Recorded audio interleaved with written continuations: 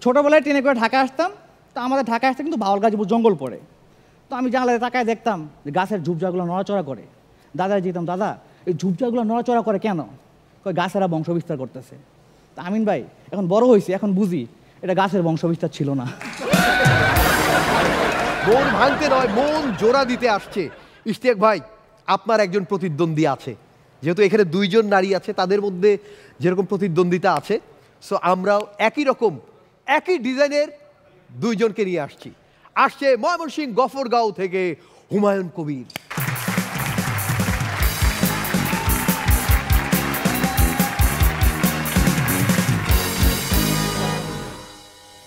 আসসালামু আলাইকুম। এনার্জি ভাই, হ্যাঁ, বয়স হয় নাই, চুল পড়ে গেছে, মাথায় আছে অল্প স্বল্প ব্রেন। বয়স হয় নাই, চুল পড়ে গেছে, মাথায় আছে অল্প স্বল্প ব্রেন। আমিন ভাই, তুষার ভাই টিকিট কাটছেন? আজকে টপিক ট্রেন। কোনো ট্রেন যদি প্রতি স্টেশনে থেমে থেমে যায় তাহলে যাত্রীদের মনে কি তৈরি হবে? First station. তো প্রত্যেকটা স্টেশনে ভিক্ষুক থাকে। তো আমি ঢাকায় আসতেছি, এক ভিক্ষুক এসে আমার পিছনে অনেকক্ষণ যাবত ঘোরাফেরা করতেছে। আমার দেখে খুব মায়া লাগলো। আমি 5 টাকা দিলাম যে আমি হাসুতে যাচ্ছি, আমার জন্য দোয়া করেন। কয় হাসো, যেটা ডিরেক্টর জাহাঙ্গীর। আমি বললাম যে কইলাম 10 টাকা, ওই পিপটা জাহাঙ্গীরে দিয়েন।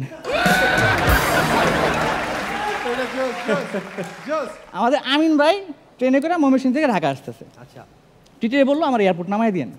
তো টিটি ভুল করে বাইরে কমলাপুর নিয়ে গেছে। আমিন ভাই নায়ক মানুষ, মেজাজ গরম হয়ে গেছে। হত ছাড়া হারামজাদা হালারপুত ইতর বদমাইশ ফাজিল এমসি বিসি ক্যাসি এরকম 20-25 টাকা দিচ্ছে। তো আমি গিয়ে বললাম যে ভাই আপনি বাইরে তো এয়ারপোর্ট নামাই দিলেই পারতেন, কমলাপুর নামাইলেন কেন? ভাই এ আর এমন কি, যে লোকটারে এই লোক মনে করে গার্ড দইরা এয়ারপোর্ট নামাইছিলাম, হ্যাঁ গালি গালাজ দিয়ে আপনি শুনতেন। আমাদের ইশতিয়াক ভাই গেছে রেলওয়েতে ইন্টারভিউ দিতে। তো নির্বাচিত হওয়ার পর বললো আপনার বেতন 30,000 টাকা।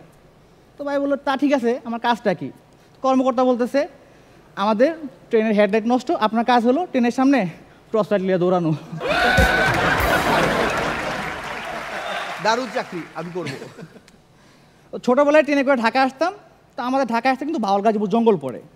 তো আমি জানলায় তাকায় দেখতাম যে গাছের ঝুপঝাগুলো নড়াচড়া করে। দাদার যেতাম, দাদা এই ঝুপঝাগুলো নড়াচড়া করে কেন? কই গাছেরা বংশবিস্তার করতেছে। তা আমিন ভাই এখন বড় হয়েছি, এখন বুঝি এটা গাছের বংশবিস্তার ছিল না।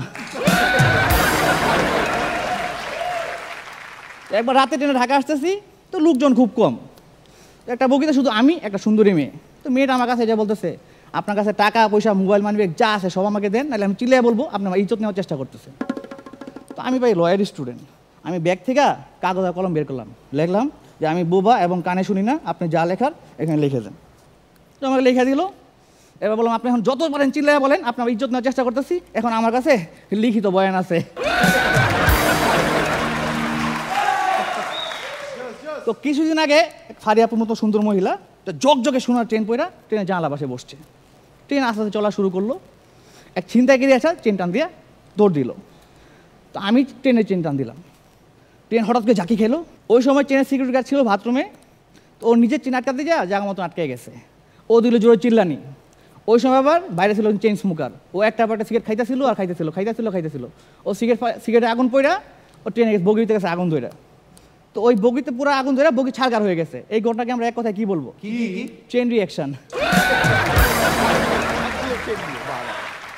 তো আমি ট্রেন জার্নি অনেক পছন্দ করি। আমার একটা কুত্তা আছে, ওর নাম রাখছি ট্রেন।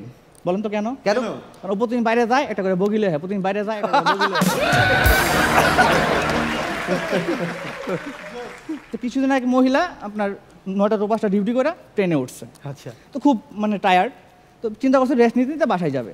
তো আমাদের মসুহা ভাই ওই ট্রেনে উঠছে, উঠাই শুরু করছে ভাবির সাথে ঝগড়া।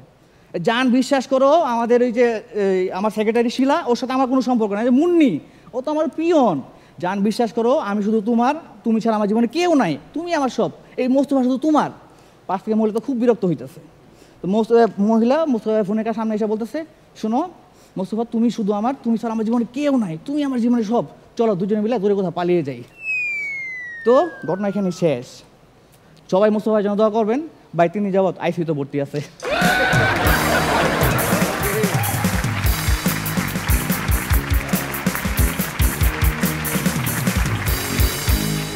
ওকে ভাইয়ের বাড়ি ট্রেনেই তো যাতায়াত করতে হয় নাকি, এই জন্য একটু ট্রেন্ডি টপিক বেছে নিয়েছেন।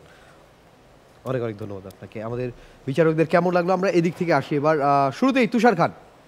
ট্রেন তো অনেক স্পিডে চলে, তুমি আজকে অনেক স্পিডে ছিলা, কিন্তু এত তাড়াহুড়ার কি কিছু ছিল? অনেকগুলো পাঞ্চ লাইন বুঝতেও পারিনি, বুঝে নিতে হয়েছে যে কি। আচ্ছা হ্যাঁ, এখন কোন রাউন্ড চিন্তা করো তো, কোন জায়গাগুলো পার করে তোমরা এখানে এসছো? সে কঠিন জায়গা। আজকেটা ভালো ছিল, কিন্তু এত তাড়াহুড়ার দরকার ছিল না। ওকে, এই ট্রেন জার্নি কেমন লেগেছে শবনম ফারিয়ার? হুমায়ুন কবিরের রেগুলার যে ধরনের পারফরমেন্স, সেই জায়গার পারফরমেন্স এটা হয়নি, আর ভালো করতে হবে। ওকে, প্রত্যেকটা পারফর্মার আসলে এক্সপেকটেশন ক্রিয়েট করে ফেলেছে, সো আমরা সেই জায়গা থেকে নামতে চাই না, তাই তো শোটা আরও উপরে উঠবে। আমাদের এক্সপেকটেশন আমাদের জায়গাতেই থাকবে। আমিন খান। হুমায়ুন কবির ভালো ছিল, আরও ভালো কিছু আশা করি তোমাদের কাছ থেকে। Best of luck. Okay, Sadia Eman, আপনার কেমন লেগেছে? ভালো লেগেছে, কিন্তু ভাইয়া একটু স্পিডটা বেশি কথা বলে, মানে স্পিডের একটু বেশি আর কি। যেটা হয় কি, এই জন্যই মনে হয় বারবার একটু আটকে যাচ্ছিলেন, কারণ আমি এটা বেশি রিয়েলাইজ করতে পারি বিকজ আমি প্রচণ্ড স্পিডে কথা বলতাম যখন আমি অভিনয়ে প্রথম শুরু করতাম।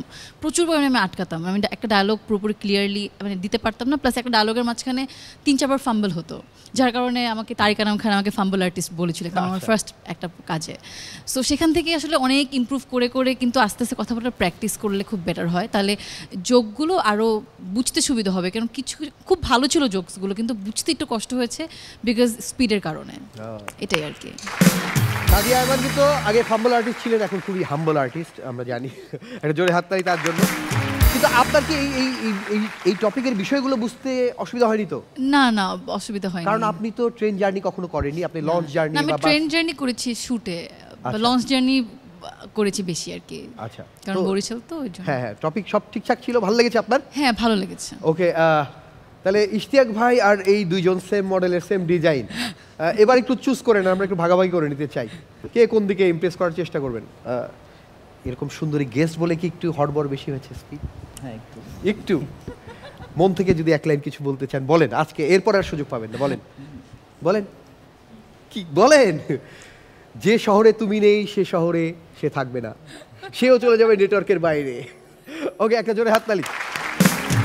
ওকে, থ্যাংক ইউ, শুভকামনা প্লিজ।